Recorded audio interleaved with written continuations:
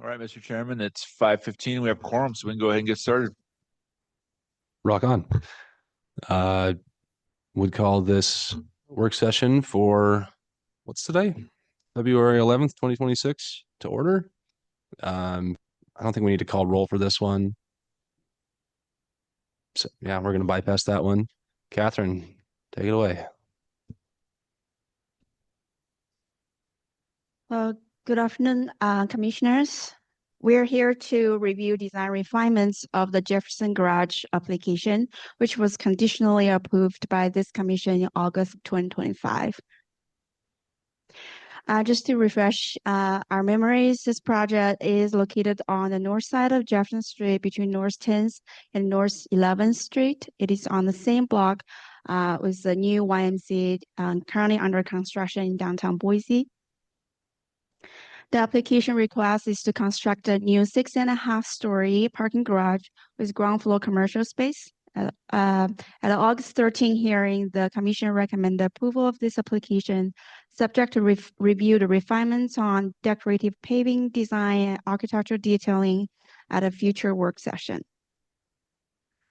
This site plan was submitted at the last hearing, and the ground floor plan showing here presented at the last hearing have extended the unique paving patterns for Jefferson Street, 10th Street, and alleyway, which deviates quite substantially from the downtown street standards.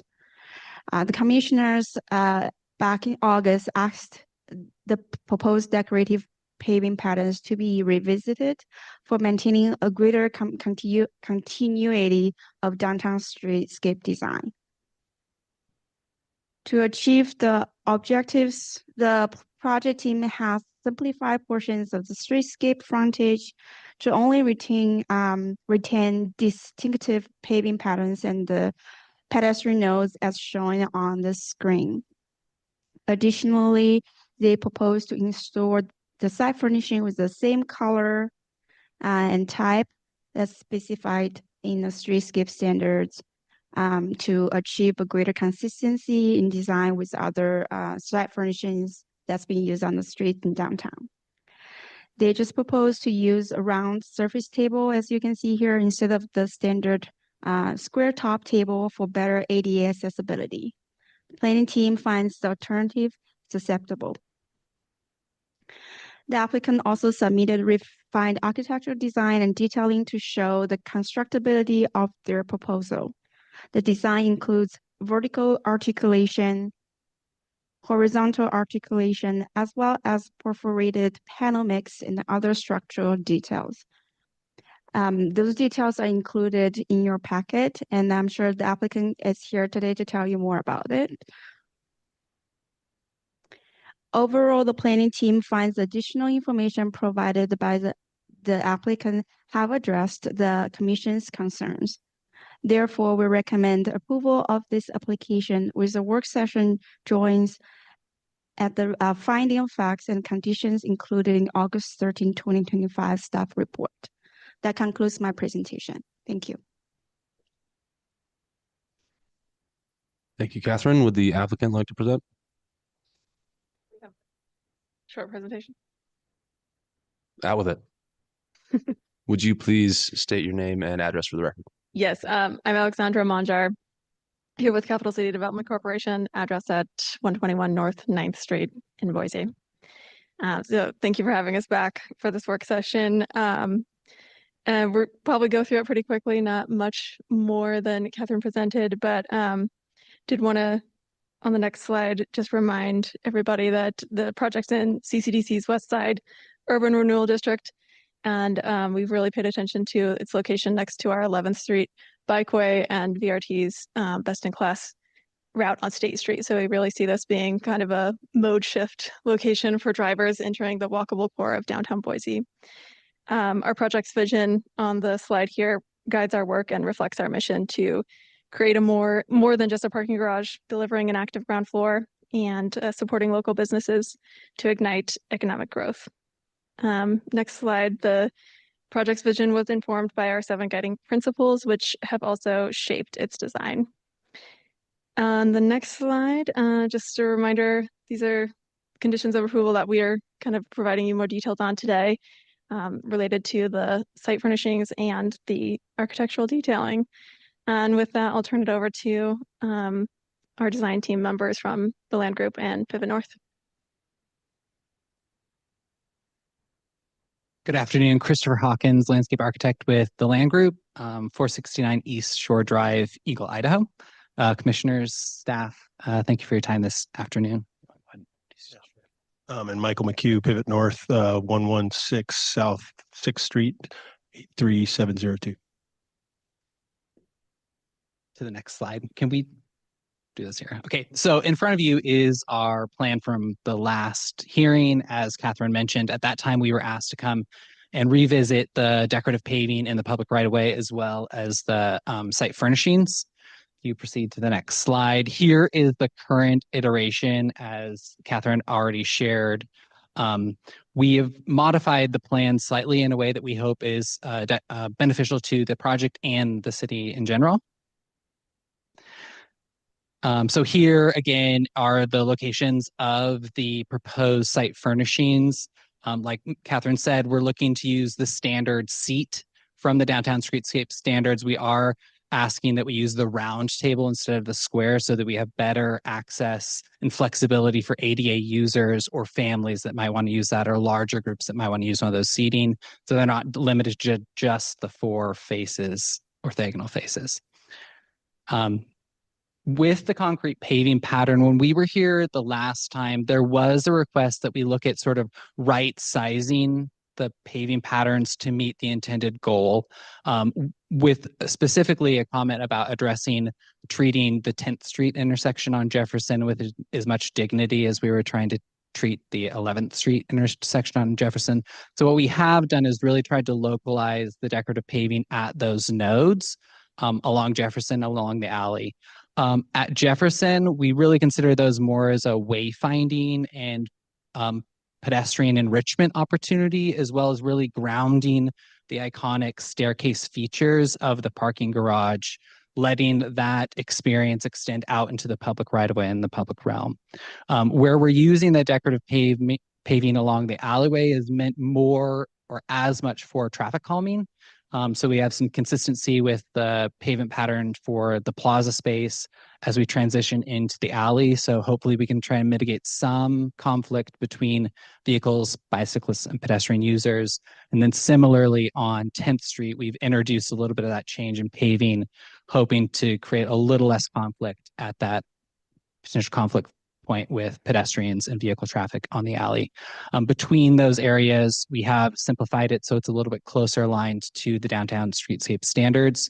And again, I think we do want to reiterate that we think it's important that this project amplifies the identity that's being established along the 11th Street bikeway corridor with the unique geometric paving patterns seen at Pioneer Path, Cherie Buckner Webb Park, and some of the other public and semi-public spaces along that corridor. We think that this is just another piece in enhancing the identity for West Downtown.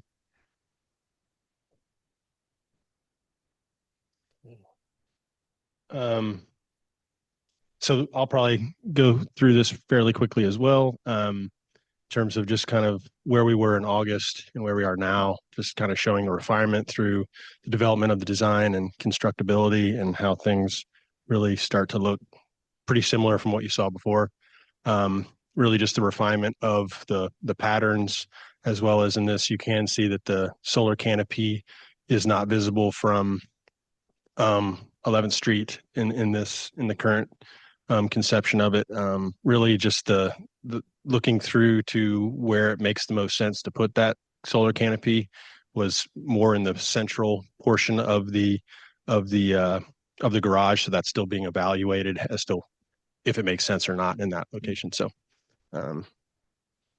this is the looking across 10th Street from the previous design. Again, what you saw in August to now. Again, the refinement of the patterning on the facade, as well as the simplification. The other thing I will mention is the elevator core and everything, still just the highlighted element of making these iconic stair towers on both ends.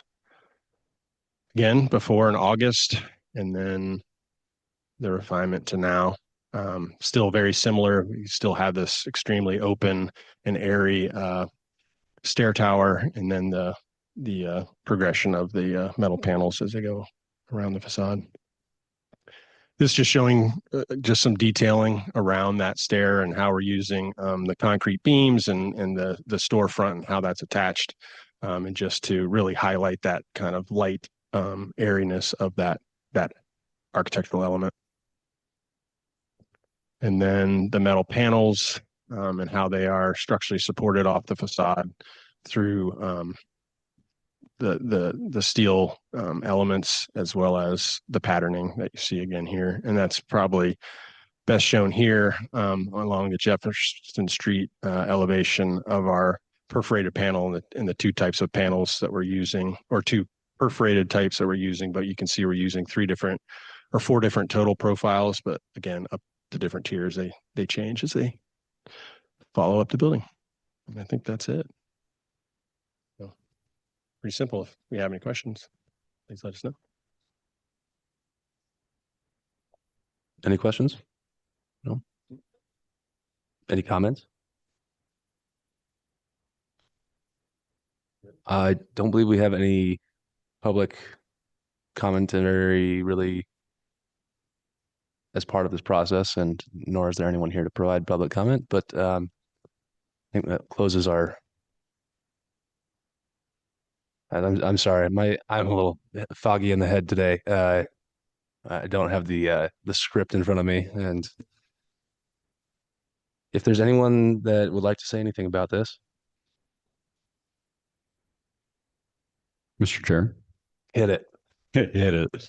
No, I personally appreciate all the modifications that have been made. I think the site plan was very successful. I think the joint patterning, I think it still is consistent with the downtown corridor, but it develops that unique identity for this project specifically. And I think addressing both of those elements independently brought some clarity to like what is downtown and then what is unique to this project. And I think it makes it more just more clear. It was like the joint patterning was a little chaotic before, and I think the simplification definitely led to a better product. I also appreciate all the detailing that was added.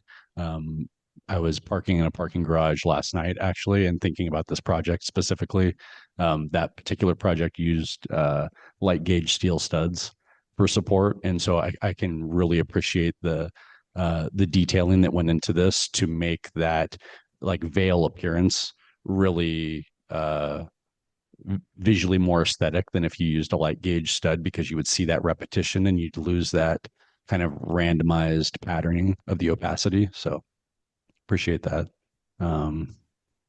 Also the light fixture valence that's included, that's a nice detail that'll conceal that and just it'll wash that facade but really hide that source. It'll kind of make it feel more, I don't know, airy, like light. So yeah, appreciate all the work that's been done and the detailing clarifications. I would echo Commissioner Gesserich's commentary, and I appreciate him bringing up this commission's favorite punching bag. But it stands in stark contrast to what we've got here, which is a kind of exciting parking garage. I think the detailing of the pavement has been executed well. I think it does exactly what was asked, which is to kind of highlight intersections, create some continuity across the block, integrate with the existing streetscape standard while also kind of creating its own place. And I, will explicitly grant support to the round tables here. I think that, it's a good solution for the, non-rectilinear approach to the tables, as shown. I appreciate the refinement in the design architecturally as well. I think, as interesting as the solar canopy is from a kind of a storytelling standpoint, I think this is a cleaner look, and there's a little bit less going on, which allows each of the elements to sort of stand on their own a little more. I actually appreciate on the southeast corner, the stair tower kind of being separated from the veil a little more. It creates a little more verticality, and I think that is going to help that stand on its own two legs a little better as well. Yeah, I mean, it's weird to be excited about a parking garage, but I'm excited about this parking garage. So I think it's time to entertain a motion.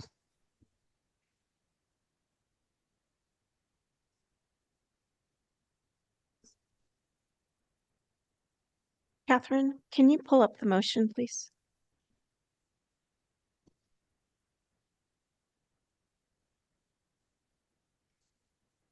Mr. Chair, Commissioner Aguilar. I'd like to recommend approval of this application and with the work session drawings dated received January 27, 2026. And according to the findings of fact and conditions of approval in the staff report from August 13th, 2025 design review hearing. So moved. Do we have a second? Second. We have a motion and a second. Christine, would you call the roll? Aguilar, Yes. Erstad, Yes. Keswick, Yes. all in favor, motion carries. Thank you, team. Congratulations. Josh / Jesse, do we have a agenda review?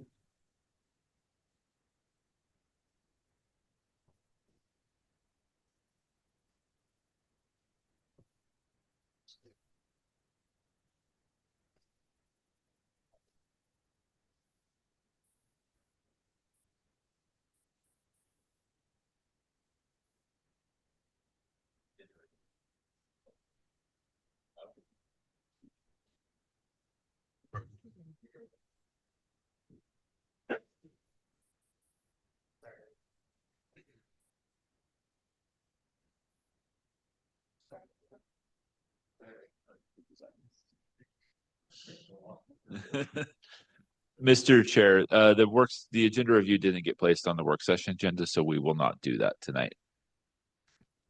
So be it. So we'll see you at 6 o'clock.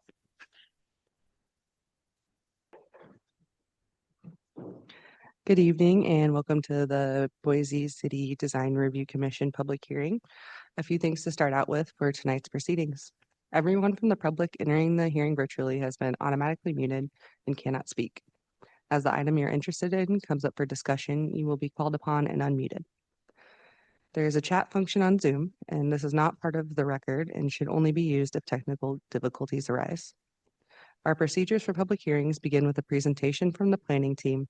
Then we'll go into the applicant and then to representatives of the Registered Neighborhood Association, followed by questions from the commission. After that, we proceed to the public testimony, starting with those who are in person, then who signed up on the sign-up sheet in advance, and then anyone else who raises their hand virtually. If you're attending through your telephone, you can type in *9 to raise your hand. Each member of the public is allowed up to 3 minutes for testimony, and we are strict with this time as it is limited in code. Finally, the applicant is allowed 5 minutes for rebuttal, after which the hearing will be closed and the commission will deliberate and render a decision. Mr. Chair, you have the floor. Thank you, Jesse, and welcome to your first meeting. We are citizen volunteers appointed by the mayor and approved by city council. Any decision made tonight may be appealed to the city council, provided that the appeal is filed within 10 days of this hearing. In order to file an appeal, you must have given written or oral testimony at tonight's meeting, which is why it's important to give your name and address when you testify tonight. We utilize a consent agenda, meaning that if the applicant agrees with the staff report and if there is no public opposition, the item will be placed on the consent agenda. All items that are placed on the consent agenda are approved with one motion without further public comment. For items not on the consent agenda, we will hold a full public hearing in the order just detailed a few minutes ago with staff, applicant, neighborhood association, and then the public testimony. Thank you all for attending tonight. Will the clerk please call the roll? Temple, Marsh, Aguilar, Here. Erstad, Here. Keswick, Here. 3 present, 2 absent. We will move into the creation of the consent agenda. Without objection, I will place the item A, our minutes from the December 10th hearing. on the agenda. Next up for the consent agenda would be item number 3, DRH 25-00409 at 3152 East Barber Valley Drive, which is a new 6640 square foot multi-tenant commercial building on property in an SP02 zone. Is the applicant here? Do you agree with all terms and conditions of the staff report? Is there anyone present to testify in opposition? Anyone online? Seeing none, that item will be added. Next for consideration on the consent agenda is DRH 25-00444 at 2475 and 2543 South Beverly Street, which are 2 new industrial buildings totaling approximately 186,000 square feet with associated site improvements on property in an I-1 zone. Is the applicant here?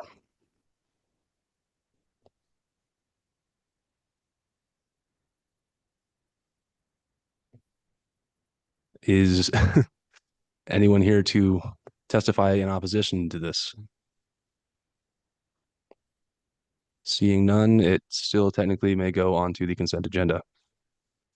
Next up for consideration on consent, item number 5, DRH 25-00412 at 2149 and 2177 East Hospitality Lane, which is a new 4-story hotel building with 121 guest rooms on property in an MX2 zone.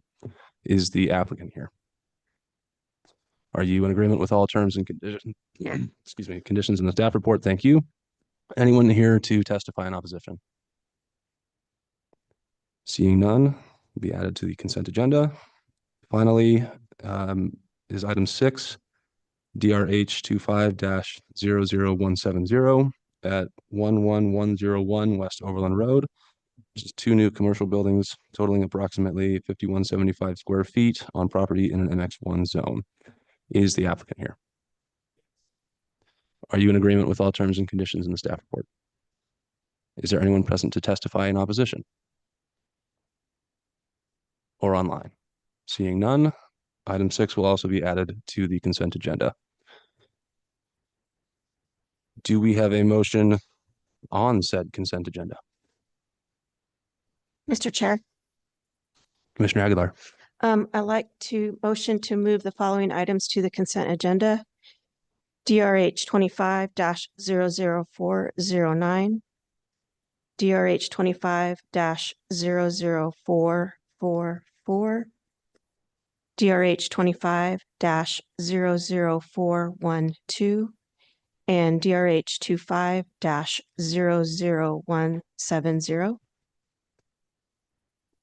Would you also like to add the minutes for the work session and public hearing from December 10th, 2025? Yes, please include and amend my motion.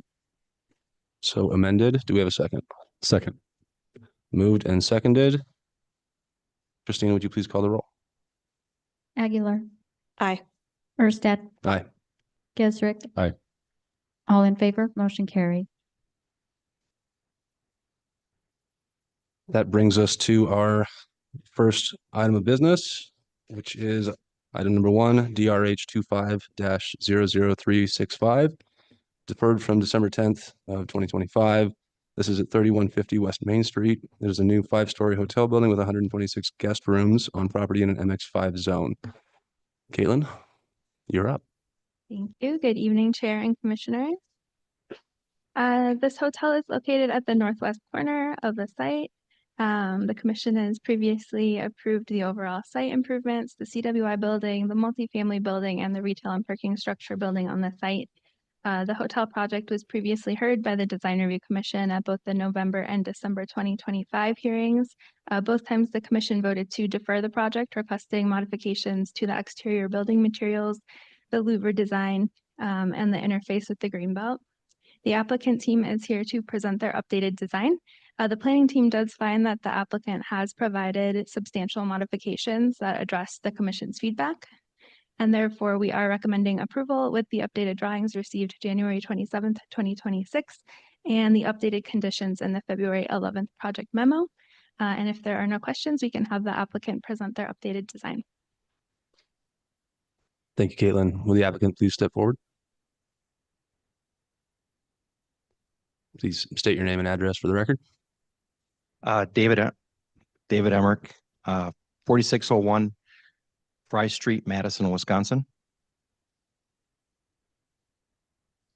I want to make sure I have this ready to go here. So thank you again. We appreciate the extra time that you gave us to get through the holidays and come back with a what I think is a thought through design that was put together by this team. And I appreciate all the hard work they've done on site. So I'll jump through the slides kind of back and forth to try to cover some of the real talking points that were brought up in our last hearing here. Currently, just as a backdrop on me, the Chief Development Officer of Raymond Management Company. I've been with the company for 25 years, and I've been working here in Boise with all of our projects for about 20 years. So the main comments that were brought up, I really want to sort of address those as it relates to the written documents, and we took those to heart, but I'll go through each one of them, and I'll kind of jump into the slides to try to cover that. I think the slides sort of speak for themselves, but I want to try to make sure that we're covering items that you brought up. So I'll go through the slides to try to cover that as well. Just as a quick overview, again, those 4 items that I want to bring up in particularly, and I'll kind of read through them. Reevaluate the building footprint to have a better relationship with the adjacent pad, the green belt, as well as the vehicle drive up. So we took a strong look at all of those situations, and I'm going to jump into my first the slide here.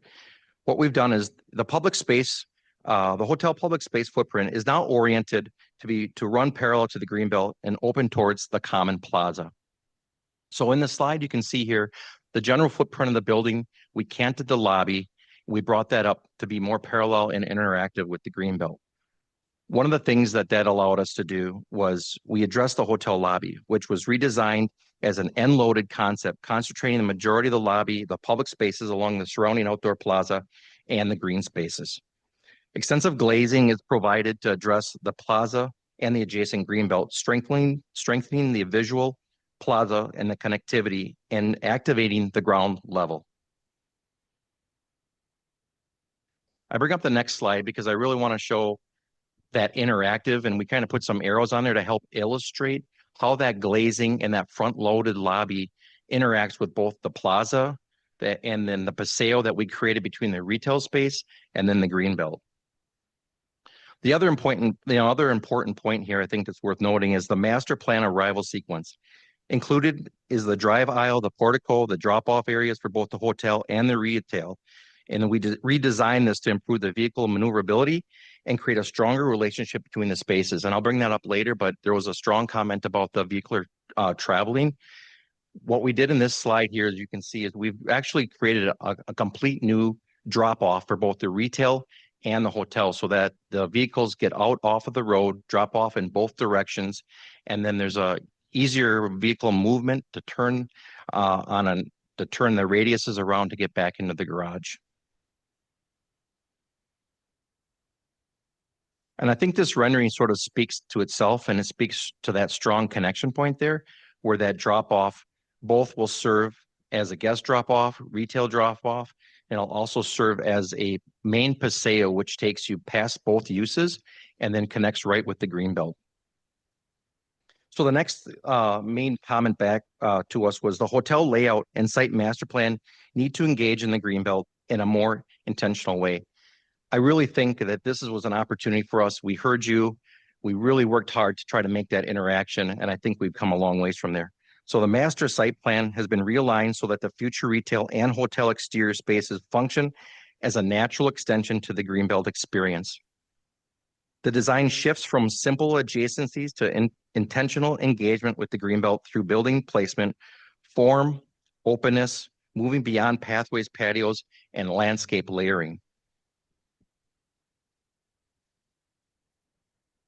I think this rendering really speaks to what I just described.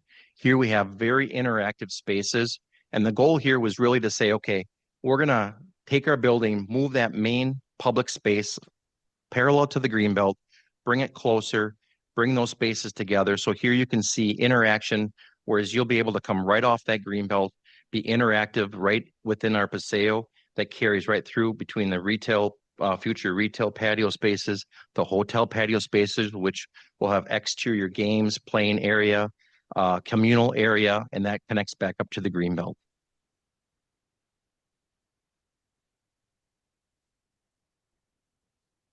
So the next main item that you brought up, which I think is important, is the building's exterior language needed to read less like a prototypical hotel and more like an urban upscale hotel. I'm really proud of where we brought the building. I think we've accomplished that. We took your feedback on a reference for a couple other hotels, took that into consideration, took a look at those hotels, and really, I think, came to a good spot here. The exterior massing was redesigned to create a more contemporary architectural expression while remaining consistent with the architectural character of the proposed building, as well as it's more in concert with the CWI, the College of Western Idaho building, the parking structure, and the residential building. This will include overall building forms that have changed and really different approach to building exterior material detailing. One of the other things that I think is important to note here is the building signage. So we took the building signage off of it, so it's less prototypical feeling, and we created, re-imaged that signage to reflect a more urban design approach, including removal of those large parapet signs and incorporating more of a pedestrian scaled signage, which will interact more at the street level.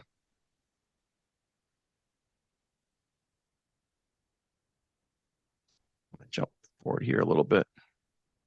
So one of the other connection points here was just to understand how you came into the building from both directions and that connection with the neighboring property. But as you can see, those pathways, those pedestrian pathways will carry right through to the west, past the building and then connecting up on the northwest quadrant or the next northwest corner of the site, which will include connecting back into that Greenbelt and then connecting around to our building. So we really took a cohesive look at all the pedestrian walk paths and try to tie those all together, tied them into the Greenbelt. And then I think really what's important here, if I back into this slide here in this rendering, is pulling all the pedestrians through the hotel from the Greenbelt into the retail space of the master development. So I believe, in my opinion, as you're coming through the retail spaces in the master development, you have a lot of different choices to take, but they'll carry straight through the garage area and then through this open plaza, which we now kind of call a paseo between the retail and the front loaded corridor, and then right through to the Greenbelt.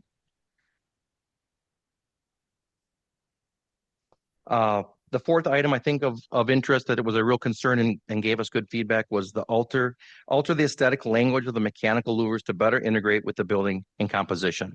So the extra materials were redesigned and selected to better integrate windows, mechanical louvers, supporting a more cohesive and contemporary fenestration approach. And you can see in the exterior renderings, we brought those together. We've gotten rid of the open small louver depictions on the side of the building and brought those together with framed openings. So I think that really carries out and speaks to the feedback that we got. I have just one last slide here to kind of tie it all together. In summary, we heard what you said. Thank you for that feedback and giving us the extra time to get through that with the holidays and everything. We do appreciate that. We really picked up on these main cohesive approach items, and that is the Boise Greenbelt. We heard you.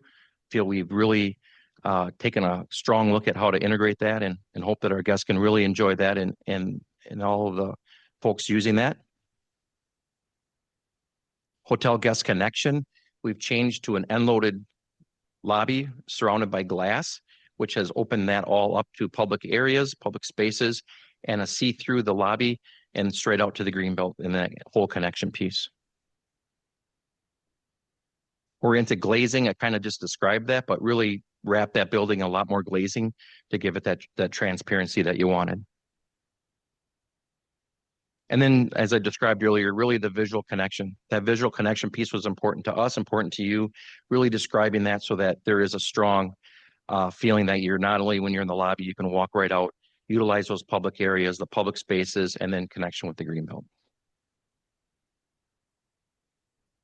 And then last, really the public pedestrian flow.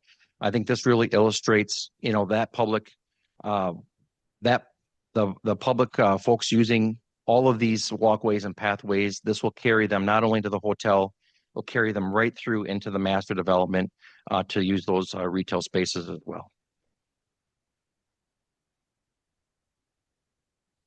And then we took a lot of time with the planting and the landscaping. I think that's going to be something special for the Greenbelt and that whole edge. We walked it the other day. I was standing there. I think where we're heading here will be a significant improvement to that whole Greenbelt along that whole stretch. And I'm pretty excited to be able to bring some really nice landscaping in along that Greenbelt and make it inviting.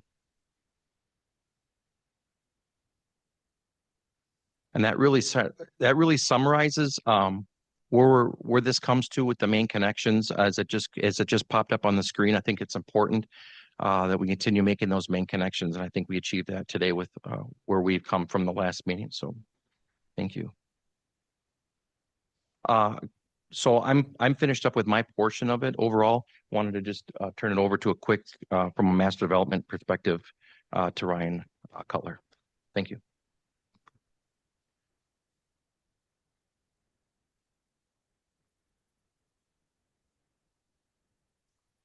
Commissioners, thanks for having us here tonight. Ryan Cutler, for the record, Chief Development Officer at Allquist Development. And my address is 1144 South Silverstone Way in Meridian. I know Dave talked about that, but we're grateful for that extra opportunity to be able to kind of work through the development, how this building flowed in our current development and how we could work with the Raymond Management Group. I think you've seen from Dave this evening that they've put a lot of thought into this next step in the process. You know, as the master developer, we're looking for somebody that always matches our energy and matches our vision of what we're doing. We've been really grateful to work with the Raymond Management Group and this team of professionals over here, as they've really caught the vision of what we're trying to accomplish down at the River District and by the Greenbelt. And I think it's evidenced in the response they've had to your guys' comments over the last few months.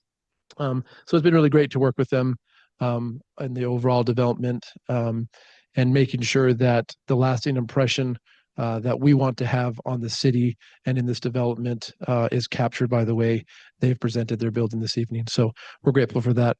As always, we're thankful for your staff. They work hard. They ask the right questions. They help us understand how to improve our buildings and what we can do to make sure that we're meeting the code and the requirements for the city and making sure we're putting a quality product out there that people can be happy with. And maybe just a quick shout out to Josh Wilson. Maybe I heard this might be his last meeting for a little bit, but he's been a big help to us. And I think he's been a big help to everybody here for all that he's contributed to these DR meetings. I think he said he was a little bit sad it was his last one, but he was okay not having to come to some meetings for a little bit, but I'm sure we won't get rid of him. But his staff's always professional to work with, and they've been really, really great. And we support their all along the way. They've supported us with approval recommendations. We wholeheartedly support their approval recommendation this evening on this building.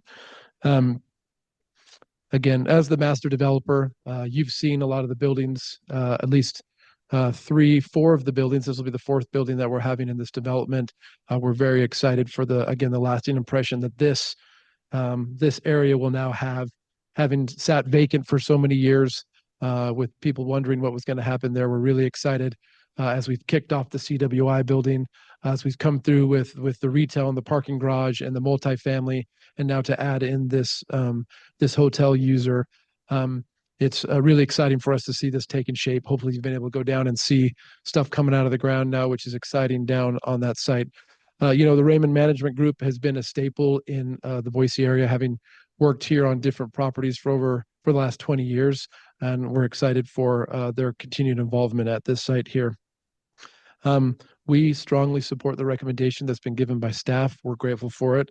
We're grateful for the community involvement that has taken place, even noting that there was a support letter that was sent in for us from the community by Taylor Clark. We're grateful for that community involvement and for the support, seeing the work that's gone into this building and knowing how that will impact the area from a community's perspective is great to see that support. And then again, before I sit down, just thankful for your time. Appreciate your efforts in helping us get to the right place where we needed to be. We'd ask for your approval this evening, and I could stand for any questions if you have any. Thank you. Any questions from the commission? Thank you. Thanks. Is there anyone from the neighborhood association present?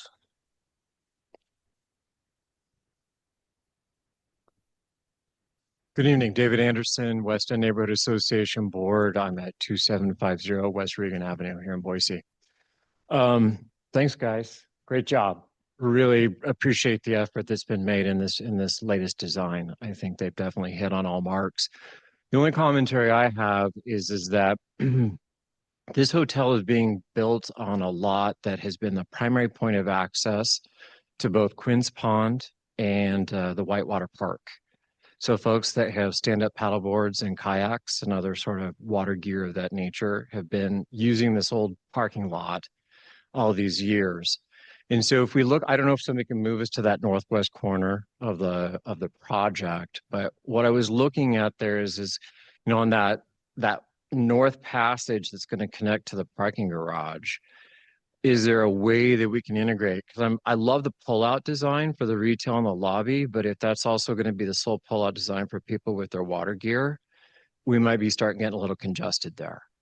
So just a commentary, just a potential enhancement is on that north corridor. If we could potentially make it a little easier for those folks with gear to get access to Quinn's Pond, that'd be a great benefit. I know that when Alquist came in with the original master plan concept for the whole site, for the whole river district, they did originally have a little traffic circle on that northwest corner, which was meant to be like a drop-off area. And that was in response to feedback that I think they had heard years ago on the project. And so, normal that probably fall through the cracks, but I just recognized that on this redesign that we did have that potential use there. So with that, I'd say, you know what, fantastic. I love the integration. I especially like the connectivity with the Greenbelt into that future retail area and all the way over to the campus. That's the flow through we were really looking for on the site. Thank you. Thank you. Now we will go to the sign-up sheet. First name on here is Mitch Bushkopf. Next name is Brian Wattis. Nope. Next name is Sam Deltman. Next name is David Emmerich. Next name is Jeff Brenkus. David Anderson has already spoken. Is there anyone else, unless David Anderson would like to speak for himself and not the neighborhood association? Anyone else present that would like to testify? Any online? Mr. Chair, we have one online. One online. Would you please state your name and address for the record?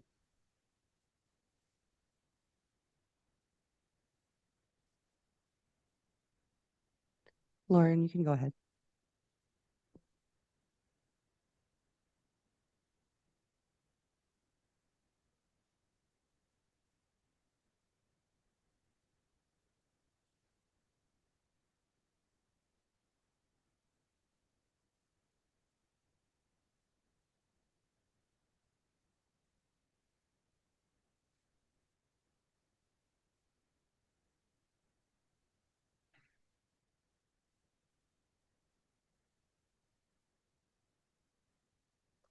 Lauren, if this is the item that you'd like to talk on, you can unmute now. Otherwise, would you lower your hand to let us know this is not the item you're interested in?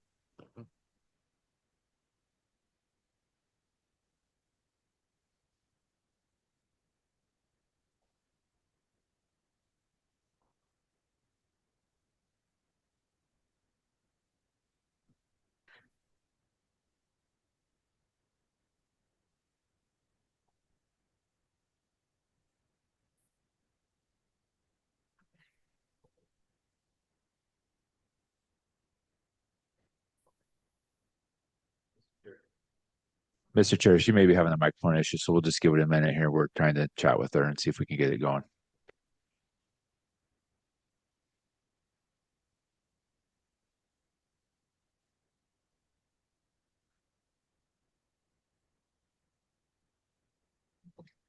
Lauren, it looks like you're unmuted if you want to try to speak.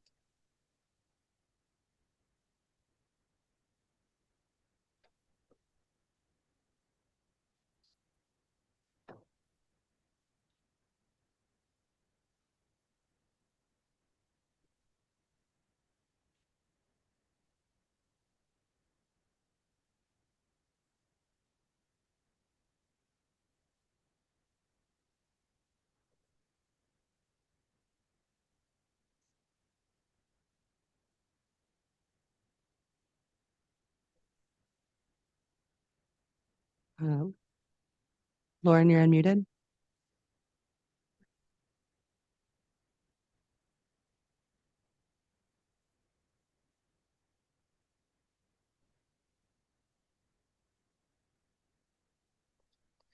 Mr. Chair, it looks like we're having some technical difficulties. I don't think we're going to be able to hear from Lauren this evening. In this instance, is there some sort of, I don't know, protocol, or would Lauren be able to put anything into the chat function? Is there a chat function? Mr. Chair, I am using the chat function. I haven't heard anything from her from that either. Thank you. I think We recommend that we just move on at this point. I think that's fair. Thank you. At this point, we will offer an opportunity to the applicant to rebut if they so desire. And then we will close this portion of the public hearing portion and move to discussion.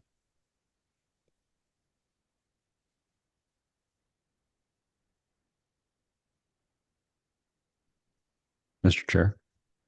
Commissioner Geserick. I appreciate all the modifications that have been made to the building. I think I agree. It not only benefits the project itself, but I think the development at large. I think it makes the connection to the Greenbelt more of a gateway and less of a pathway. I think it also benefits the hotel, being that the previous entrance was kind of, I wouldn't say arbitrary, but it was kind of just in the center of the building. It didn't really have a direct connection to like the parking structure or the surrounding developments. I think the location of the lobby on the end engages the business to the south, whatever that business ends up being, and creates a more vibrant pathway and just a general meeting drop off for the project. Architecturally speaking, I think all of the modifications, from the materiality to the location of the HVAC louvers, the reconfiguration of the lobby, I think everything that's been done has been a vast improvement from what we've seen in the previous iterations. So yeah, I think we appreciate all the work that's been done. Mr. Chair. Commissioner Aguilar. I just wanted to echo his comments, and I really appreciate from the very first submission to where it is now, and definitely speaking to the river before. As you recall, there was, you guys had proposed just a ton of trees and landscaping, and you wouldn't even know the green belt was there. And I think it's really great that you're embracing it now. In terms of additional access or altered access for Quinn's Pond, I want to thank the current owner, previous owner, whoever gave the community right and access to use the vacant lot as a parking lot. It was a great temporary solution, and I think we all knew that it was temporary. But I would encourage folks and support folks to use the park as the gateway to Quinn's Pond, and not necessarily use this development as overflow parking or the way to get to the pond. The pond's amazing. I use it, but that traffic, pedestrian, vehicular, whatever, it needs to get redirected to go through the park. So I wouldn't necessarily advocate for modifying the site plan anymore to accommodate additional access than what you've already provided for the pond and park users. But thank you for being patient and modifying your design. I think this is a way much better product than what was originally submitted. Thanks. I would echo everything that's been said. I think you took the commentary and you ran with it, and it's really paid off. And I appreciate the improvement to the design. I appreciate, this has something of a boutique feel that is going to elevate this section of the Greenbelt. It's going to elevate the development as a whole. It's going to be a contributing factor in our urban landscape now and into the future. I think you've done a good job addressing all of our concerns and specifically addressing the green belt. And just, yeah, the effort's appreciated. I think there's always room for improvement on every building, my own buildings included. But I think you guys have done a great job. And I'm excited to see this new activation and this new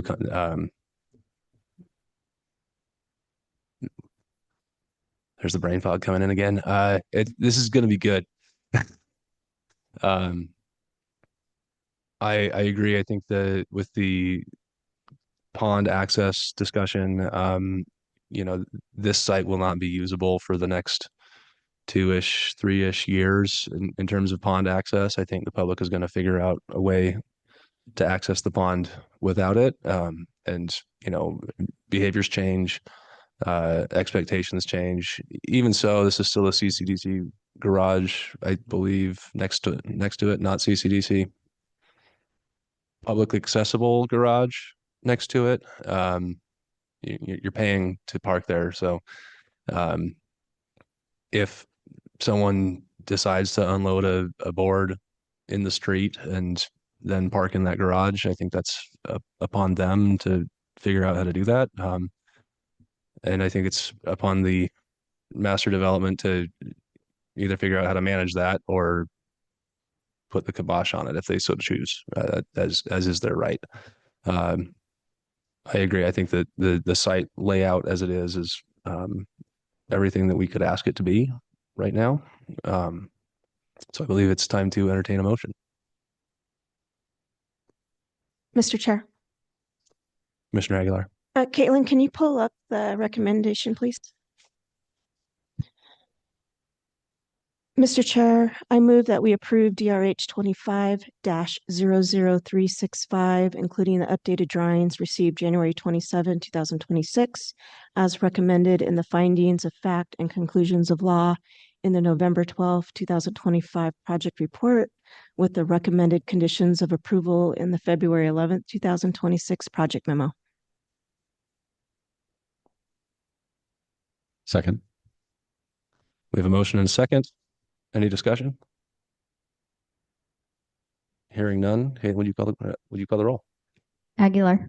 Aye. Erstad. Aye. Gesrick. Aye. All in favor, motion carries. All right. Moving on to item number 2, DRH 25-00378. This is at 2521 West Victory Road. It is a new multifamily residential development with 300 units in 15 buildings with a clubhouse and resident amenities on property in an R3 zone with a development agreement. Caitlin, you're up again. Mr. Chair. All right. The subject property is approximately 18 acres located on the south side of Victory Road with the New York Canal along the south. The area contains a mix of residential, office, and commercial uses. A residential development is also anticipated on the property to the east. The applicant will construct a new public street along the east of the site and improve Victory Road. Victory Road will have 10-foot wide detached sidewalk. The new public roadway along the east and the primary service drives internal to the development will have 5-foot wide detached sidewalks. The applicant will construct a 12-foot wide public pathway along the south of the site, transitioning to a 10-foot wide pathway along the west.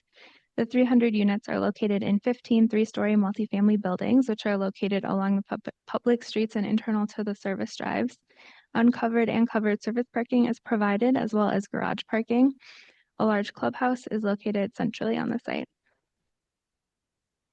The applicant has provided a variety of building types, materials, textures, and color schemes to provide variety while maintaining a cohesive appearance. The placement and orientation of the buildings also create unique outdoor spaces that enhance the pedestrian experience. Public comments included concerns about increased traffic and pedestrian safety. The applicant will be improving Victory Road per ACHD standards, constructing a new public street, and installing new detached sidewalks and multi-use pathways. The applicant will also install or contribute to installation of a pedestrian hybrid beacon at the Malad and Federal Way intersection, and install a raised crosswalk on Victory Road at Helen Street. These improvements will enhance pedestrian safety and provide the required roadway improvements.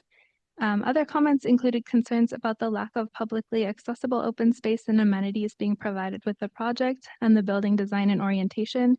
The planning team believes that the public pathways, sidewalks, and landscaping will provide a nice amenity for the public. The applicant has provided a variety of building types that include entrances oriented to the adjacent streets and that are appropriately scaled for this mixed-use area. The planning team finds the project complies with all zoning code and design review findings and recommends approval subject to the recommended conditions in the project report. And I can answer any questions or we can hear from the applicant. Any questions for staff? Applicant?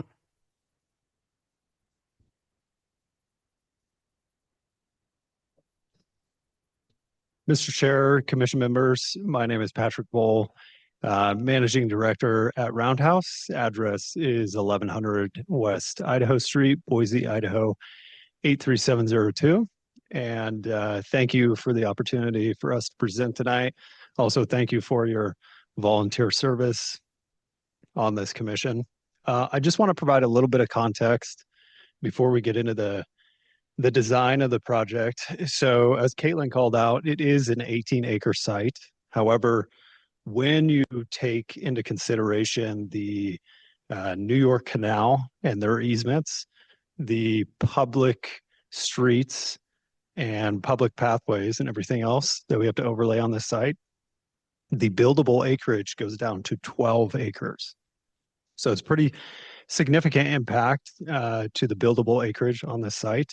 We've made it work, and I think we've done a really nice job with the design. The other thing I want to call out is in terms of public improvements, Caitlin called out the improvements to Victory Road that we're going to do, the public street that borders kind of the east side of the site, the on-site streets, which are going to be technically categorized as service aisles, but publicly accessible and built to public street standards. In addition to the 12-foot wide public use path on the south side of the site that ties into a 10-foot public path on the west side of the site. In addition, there was not adequate power to electrify this site. So we are having to invest $1.5 million into off-site Idaho Power infrastructure, which not only will serve this development, but the development to the east of us and kind of the whole area here. The other thing we did was work with Veolia because there wasn't actually adequate water resources for this site. So we worked with the adjacent property owners and Veolia to drill a new well to service, again, not only our site, but this general area of town. So we'll be increasing both the water capacity and quality here. We held 2 neighborhood meetings, and I think we gathered some really good feedback from the neighbors and implemented most of that into the design. And I think that was everything I was going to hit on. We hired Mineric Architecture out of Bozeman, Montana. They've done a number of projects for us. And I think we're, very excited with this product type. This is 3-story walk-up garden style product type. And we've really approached it, I think, in a very kind of unique design forward way that you typically don't see in garden style apartments. So with that, I will hand it off to Doug Mineric to present the design. Thanks for having me. Doug Mineric for the record, 1122 North Pinecrest in Bozeman. Appreciate talking a little bit more about this project. We're definitely thrilled to be working with Roundhouse and providing this for the Boise community. As mentioned, this is at the kind of lower end of the Central Bench planning area. And the project site to the west is proposed additional development, or sorry, to the east. So this project sits to the canal. I was there today, and if you're familiar on the south edge, that canal rises up about 30 to 34 feet. So it creates a pretty strong sort of border along the south, and then great views to the northeast. It is, as mentioned, 300 apartment units, mixed 1, 2, and 3 bedroom units in those 15 buildings. It's essentially 12 unit buildings that are combined to make those 24 unit buildings. There's a firewall between them. Then there's a central clubhouse, which has fitness, leasing, spa, a pool, and then the kind of bordered with those pathways.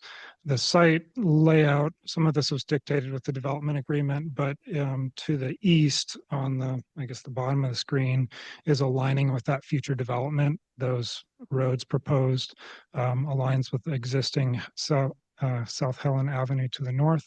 And then there is the potential for future west alignment if a development occurs on that small farm parcel. So in terms of kind of high level design, this is just a quick diagram, but it's really to show a lot of effort, focus was given in the figure ground relationship. So what happens when these buildings as footprints are put on the site, how they bend and kind of move to create that space between. So rather than the focus being all about the building as the object, a lot of effort was given how they sort of land on the ground. We'll see that in a bit here. And then what it means for the spaces between those buildings. Reason being, rather than, your typical maybe development that we're used to seeing where you have buildings and it's all about the building and that space between is kind of left over. This really attempts to activate that space between. It's perforations into the site as you move around those public streets. And you can see here, this would be a rendering from Victory looking in at one of those moments. So they're spread out a little bit more than typical.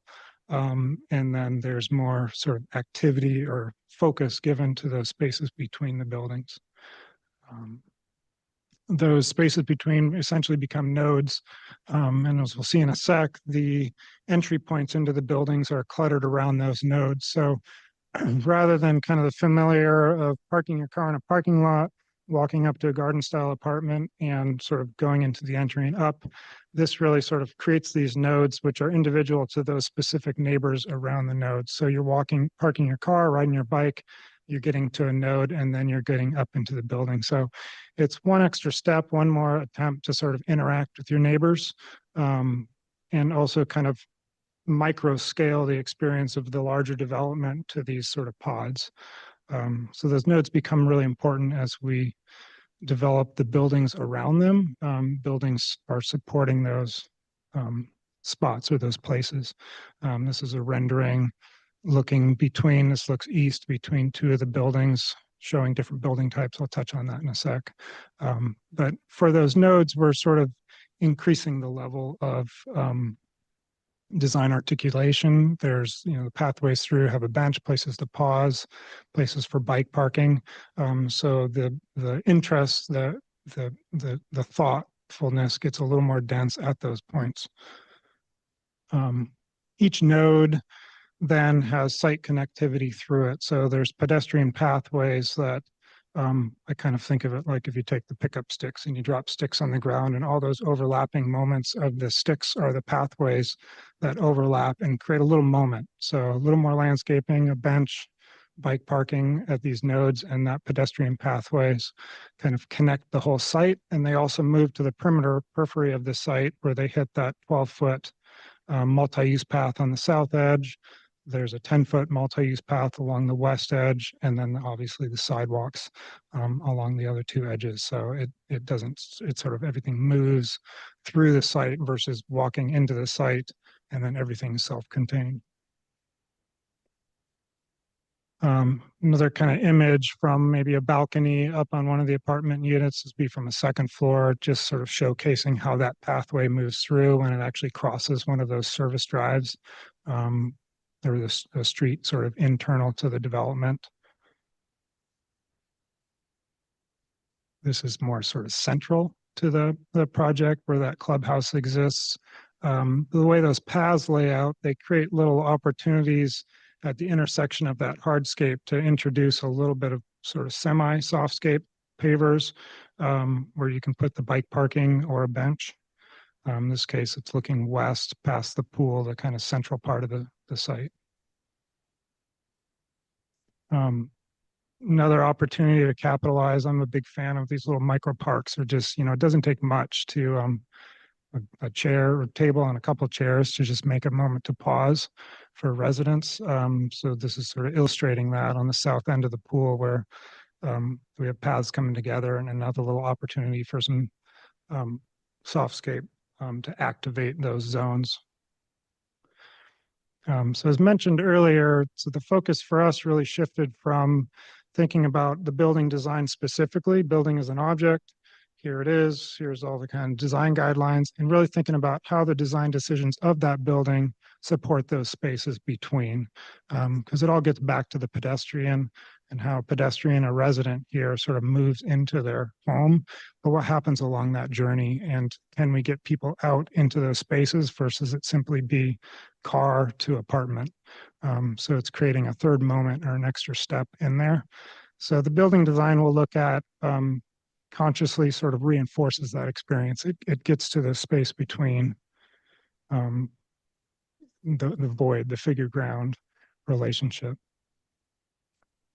Building materials, openings, they are sort of very consciously, purposefully done in a way to sort of celebrate just the form of the building, not get too caught up on the surface of the building as like a quilt or a patchwork of materials, rather really sort of wrap materials around corners, sort of articulate the form so that that form opposing another building form can sort of speak to that space between. So we're bringing materials down to the ground, but we're also sort of, as you get closer to the building, it's revealing more. So there's more articulation. From a distance, they sort of capture a very simple form. As you get closer, you sort of learn more about the building. So how punched windows into the units are articulated versus grouping windows in some areas into the more public zones of a unit work.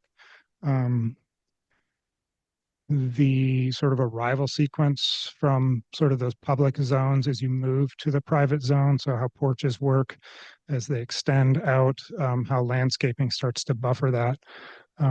All these sort of little elements sort of articulate and punctuate your circulation as you move through the unit and interact with folks. Another view of kind of that moment of a space between. You see on your left there is a patio. From those spaces between, you can access the upper floors of these 3-story buildings. You can also get into the ground level unit that is adjacent to those spaces. So that entry into the site or from the street into the site, it's really to these entry points where you see a lot of that cross population of residents, and then from there into the building. So you're getting these moments, these sort of transitional zones.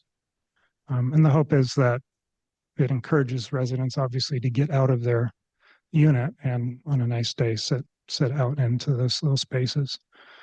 So each of these nodes are kind of huddled between groups of pairs of buildings, 2 or 3 buildings.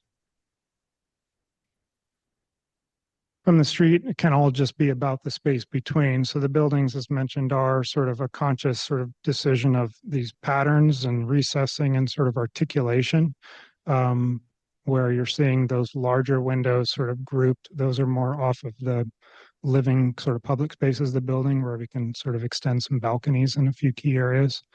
And then we're kind of hiding that firewall.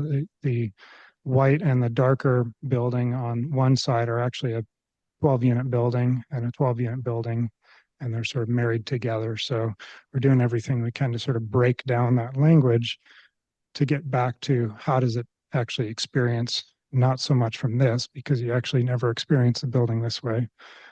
That far back, you experience it from your car or from the sidewalk. So what is the experience of the building looking down in perspective? And as you move past, you hit one of those openings to get into the site. This aerial sort of articulates the difference of materials. And the key is that each of those nodes for those residents might have a little bit of a different feel. So when we think of painted cement board or the thermally modified wood product. They're simple enough where they're there to sort of catch light in different ways, different times of the day, which is going to be different for each node. That repetitive pattern, you actually celebrate the activity of the light across seasonally, time of day versus getting too muddy with too many materials. You sort of lose that effect. So these materials are simple, sort of purposefully to really sort of get back to sort of how you experience the building and seasonally daily changes. There's 4 different building pipes and plus the clubhouse, and they're all sort of using a similar kit of parts, but just articulated in a slightly different way. These buildings, this is a note, comment we heard early from staff, but they all use a VTAC unit for their heating and cooling. Those VTAC units, where they're in a painted product, we get painted. So if I go back here, you can kind of see them in the building facade there.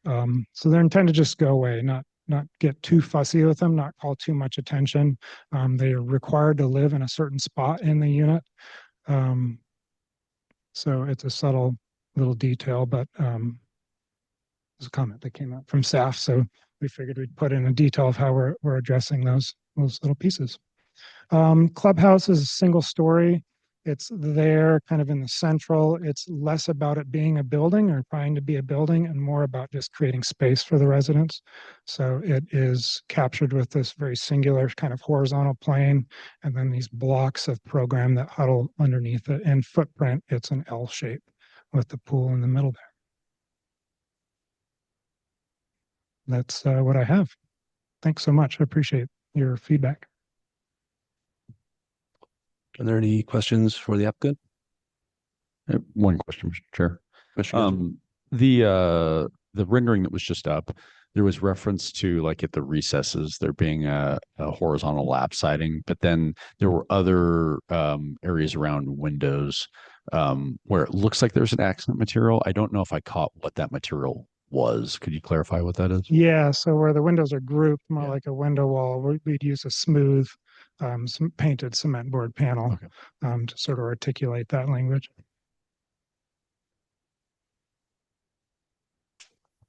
Okay. Do we have any representative from the neighborhood association here tonight? Seeing none, we will move to the sign up sheet where we have Craig Bergman here. Craig, if you could state your name and address for the record. Yeah, absolutely. Hello. Cool. That's working. My name, Chair, Commissioners, my name is Craig Bergman. I live at 1580 West Wright Street, kind of to the east of the development. I want to begin by stating I'm not supportive of the current design. I do like what the applicant has done to create a thoughtful proposal. I've actually lived in Roundhouse developments, so they provide a good product, and I think that they have a really good opportunity to provide something for this community. The clubhouse, the community is in favor of the clubhouse, the pedestrian nodes, the continuous internal pathways. We support all of that. The main concerns that I've kind of gathered from my neighborhood or neighbors involve the comprehensive plan for mixed-use corridors. Corridors like Victory Road are intended to include public destinations and activated edges. The proposal right now doesn't seem to provide those meaningful neighborhood serving destinations or visible public open space along its frontage. We would like to see those kind of inward facing circulation patterns. That feeling creates more of a residential campus rather than a neighborhood destination. Currently, the review of the staff report includes emphasis on pedestrian scaled elements that are paired with ground level experiences. The findings highlight how facade articulation and pathways are intended to improve the pedestrian environment. I just encourage the commission to consider whether those same goals could be extended more strongly along Victory Road and through the building forms that directly engage the street edge. I believe, and the community believes, introducing a stronger entry-oriented rhythm along that corridor could reinforce pedestrian-focused design that's already identified in the staff report. The staff findings also emphasize minimizing impacts on adjacent residential areas with the building scale and design. It's the belief that graduated building forms have a more residential scale frontage along the public street, and then the larger portion of the multifamily be pushed back. I think they've accomplished that. So with the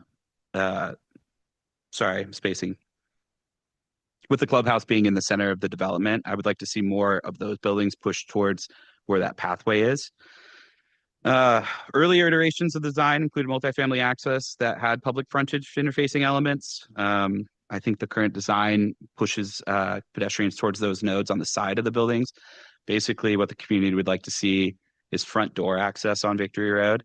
And the reason for that is because ACHD has talked about the public use easement for pathways.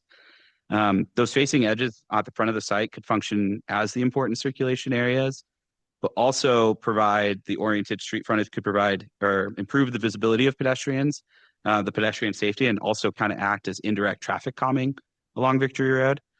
So with all those reasons, I respectfully request that the commission kind of consider the following when deliberating. Just encourage the refinement of the building orientation along Victory Road to introduce kind of a more street-facing entry, porches, and kind of residential scale frontage that strengthens the pedestrian experience. I would like to request also additional design iteration that introduces a graduated building from across the site to a lower scale or entry-oriented units to the public frontage. Oh, sorry. And I believe that is my time. Thank you for you guys' consideration. Thank you. Do we have anyone else present that would like to testify? Anyone online? Don't have any hands raised. Would the applicant like to rebut?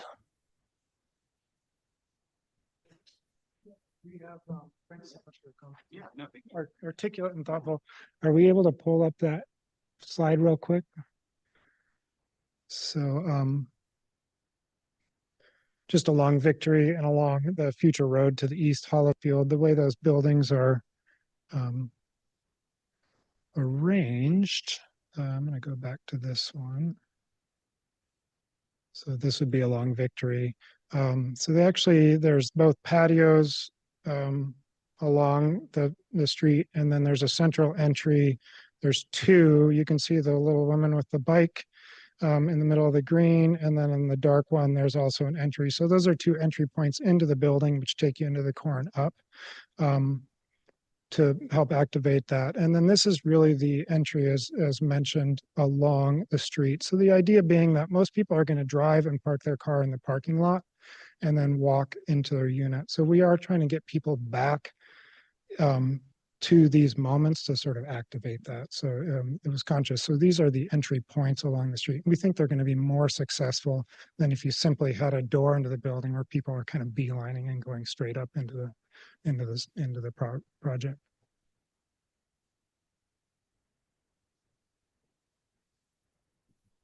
That we will close the public testimony portion of this hearing and move to discussion.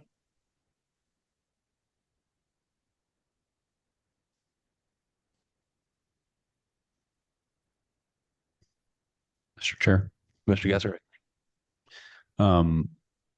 Great presentation. I think there's a lot of really successful points on this project. There's a few things that I'm having a hard time with. I guess just running through it. I love the idea of the nodes in space and the experience. I do think focusing more on those areas or those pockets of space, those nodes between buildings that are not on street frontages, presents a better opportunity for the inhabitants to gather informally in a place that's not on a busy street. I do think the activation that you provided with the porches, I mean, it's not really a porch scenario because it's a 3-story facade, it's kind of, you're out there, but I can appreciate that if I was living in one of these units, I probably wouldn't linger too long on a busy street like that if I had an opportunity to sit in a place like this. And so I appreciate the effort that was put towards developing this space over some of the space that's on those busier streets. One thing I'm a little curious about when I was reviewing the packet, there was a lot of thought given to the landscaping around the parking areas. And I guess one consideration is, are people really going to take the time to kind of meander through that pathway after they get out of their vehicle? You know what I mean? And could that space be better used in the areas like to give more space back to spaces like the areas in between the units for those nodes, or the thought might be that those pathways between the parking areas are for jogging or recreation or walking. I guess I kind of think that if it is for that, I like that idea, but maybe it's a better place for that would be just around the perimeter where you're not, crossing through parking lots, things like that, where you're creating potential safety hazards of people like jogging through a parking lot. That was just one other thing.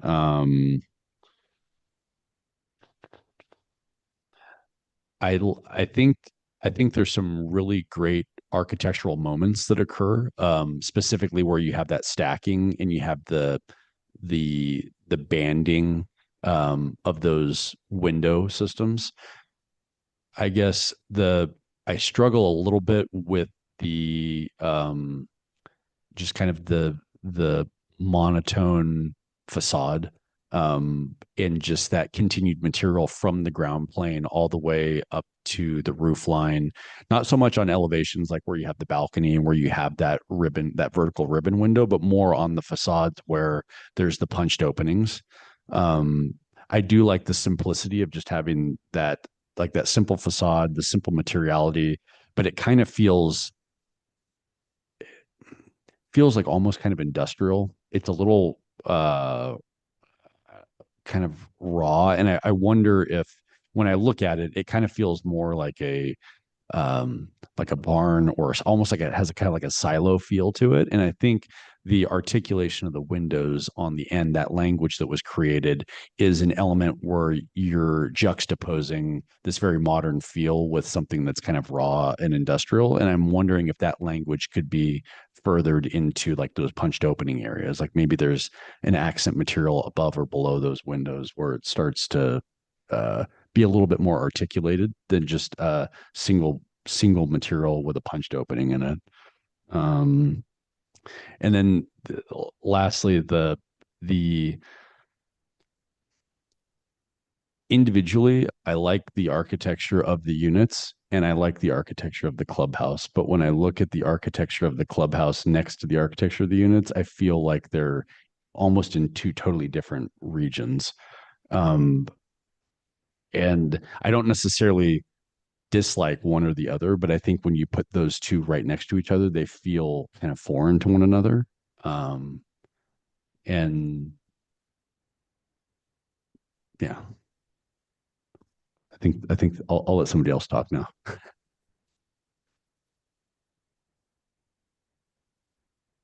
I think to take a couple of your comments and run with them. I tend to agree on kind of the single materiality approach. It's, you get these kind of,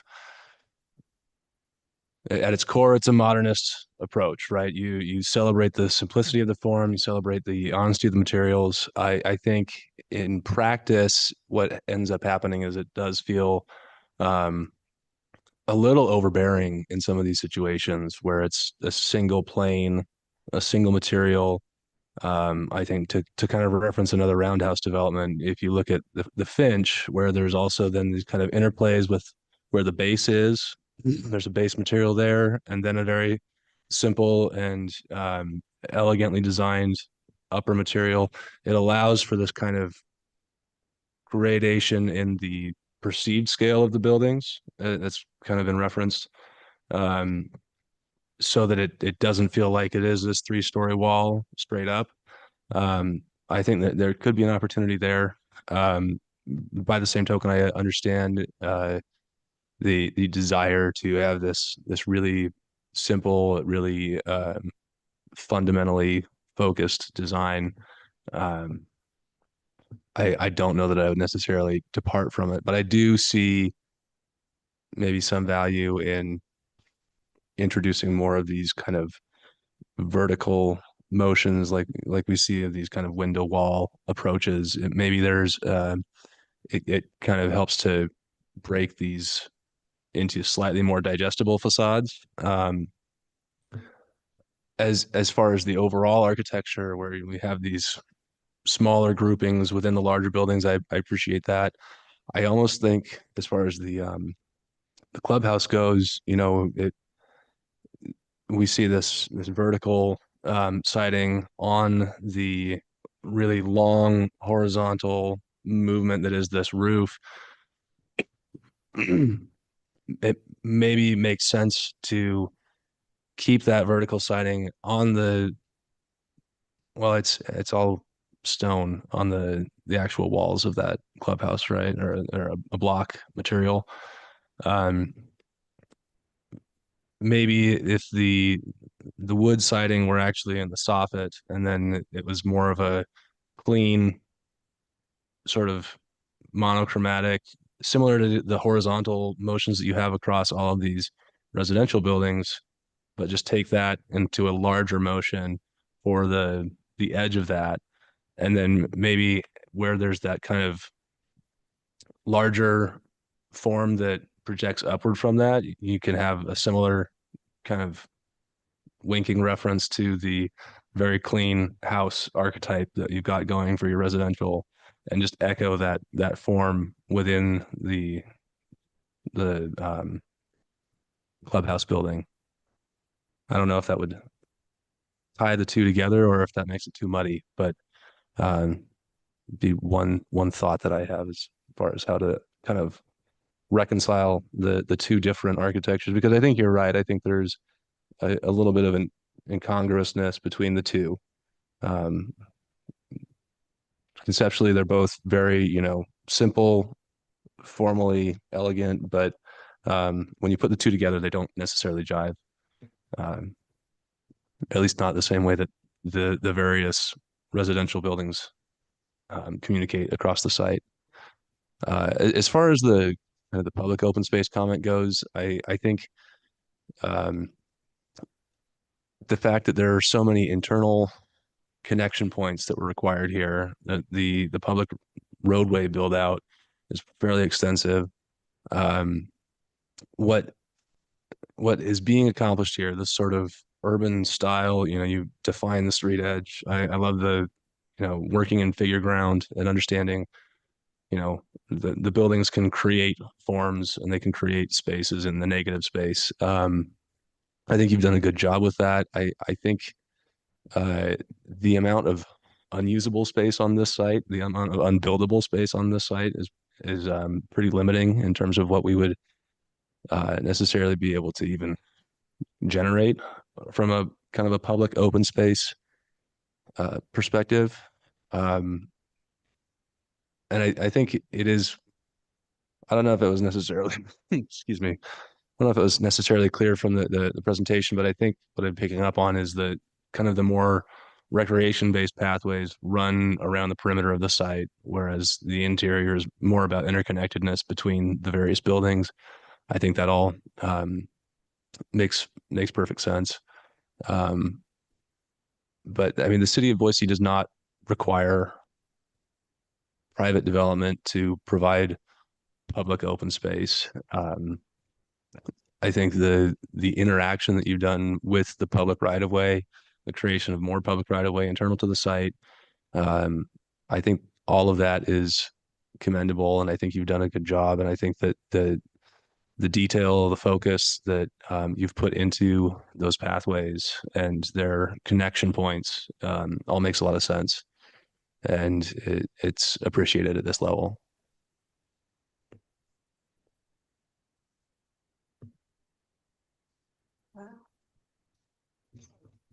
Mr. Chair.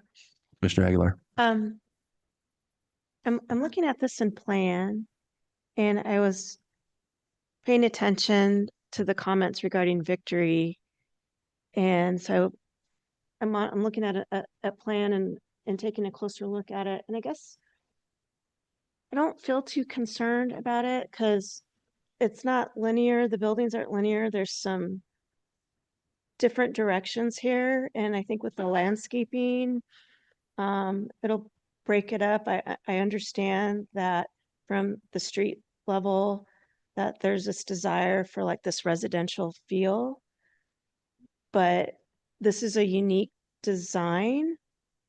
And I think the way the buildings are positioned, the design, I'm okay with that, the way they're laying out. I don't really have any major concerns. I was, and this is more for the developer, and this isn't our review. I was concerned about the windows in terms of, is there enough? As if I was a tenant in one of these spaces, it just seems like it would be dark in there, but that's a business deal. I think you've met all the requirements of the design review guidelines. So that's just an observation as someone who might want to live there.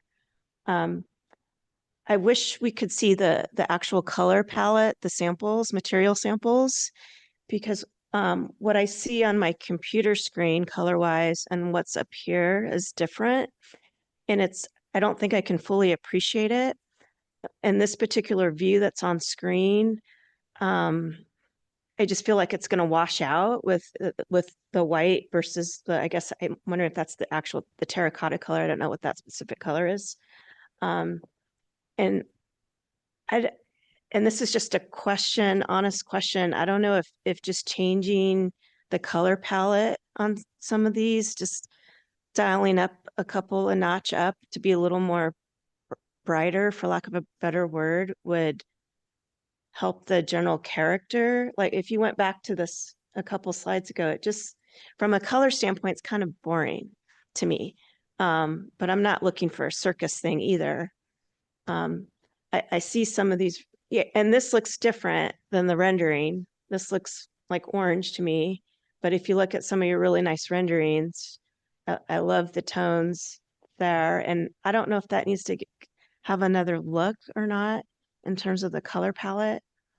But in general, I'm excited about this. I've been traveling a lot, looking at a lot of market and affordable housing projects in some larger metro areas. And this reminds me of some projects that I've seen that I've been excited about that I wish we'd see more of here.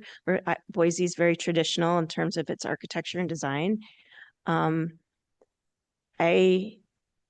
I personally can't find any specific item that I would ask you to go back and change per se, other than maybe the color palette, but that's even, I'm pushing that issue. Those are all the comments I have. Do we have a motion? Mr. Chair, one other thing. I think there's actually, are you seeing it the same way? I think there's 4 different like main building materials, if we're seeing that right. I believe there's a wood, and then there's 3 different lap siding. So to your point, the rendering is actually different than the elevation. So that there's a salmon colored wood, and then there's a painted painted fiber cement, and then there's actually a wood material. So I think they actually are different. It's not just the elevation being different from the rendering. I guess the only other thing I did forget to bring up, I do disagree with the white. I think the white fiber cement is going to look pretty bad. And right when it opens, it's going to look very majestic. I have no doubt it's going to look very majestic, but I think about a year or 2 into it, after it gets a few dust storms and a couple of years of weather and cobwebs and everything, it's going to 3 stories of white fiber cement facade, I think, is going to look pretty mottled and dirty. So I guess that would be my only comment. It kind of to piggyback onto that, just in terms of color palette.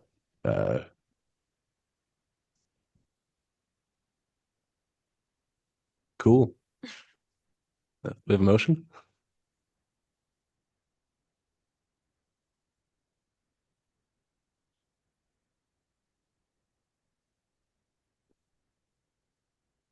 Mr. Chair.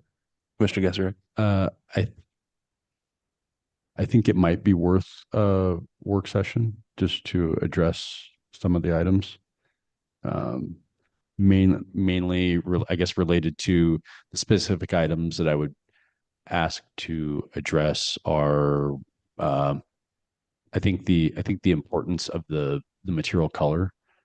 I do. I feel strongly enough against the white, that I think it would be nice to address that as well as the comments that you made. I think they were valid about the clubhouse. I think that and I agree. I like I think the massing is great. I think the massing of the clubhouse is great. I do really like the massing of the buildings. It's something, it's non-traditional. It's something that we don't see often. So I like the originality there, and just a different massing, a different architecture. But I think it's the material choice on the clubhouse is just too different. I don't necessarily dislike the vertically oriented siding on the fascia. I think it ties nicely to the building, but I wonder about the use of material at that base course. I also don't dislike the simplicity of just having a single material applied to that facade. I just wonder about the running bond of a like large format kind of desert style stone against all of these buildings that have fiber cement siding. And yeah, I think we're kind of getting into a matter of taste at this point, and not to, at some point, design always becomes a matter of taste. I think there's some merit in saying that, you know, the civic building here is of a more permanent material. I think that, you know, the idea of using a more durable and permanent material within the clubhouse is not necessarily, you know, a departure from the buildings around it. I think you know, conceptually you could make an argument that it makes a lot of sense that the community asset is of a more kind of elevated materiality. Mr. Chair, I 100% agree. So I think I think the same massing, the same type of material with a different finish is more what I guess what I'm proposing is just I think even, you know, using a tile material on that facade, but a different style of tile or stone with a different maybe format or joint configuration could significantly change the perception of the likeness of that building to the surrounding buildings. So I guess that's where I'm saying, like, fundamentally, I love the design. I think the massing is great. I like everything about it. It's just very small tweaks to, I think, the selection of color and the finish of the material that's been chosen. Does that? And feel free to disagree. I might be all wet. It sounds like we are moving towards a work session with the intention of evaluating materiality and material application. Any other requests to be discussed of that? And color palette. Color palette. Just confirmation of the palette. So I'd like to see some samples, physical samples. Physical samples. I don't think I can make a motion, so it's up to one of you guys. Mr. Chair. Commissioner Gansner. I motion, would it be motion? I motion to approve this project with a work session, with a future work session to address the finish selection and color palette.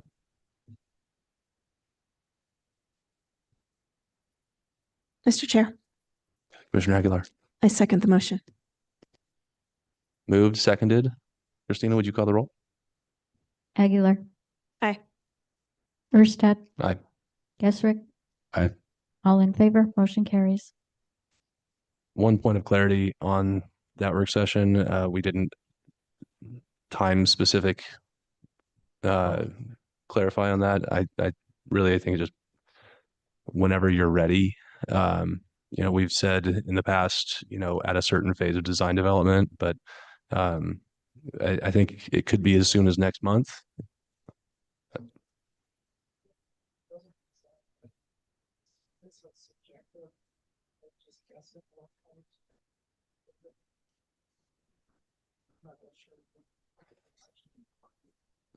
I think the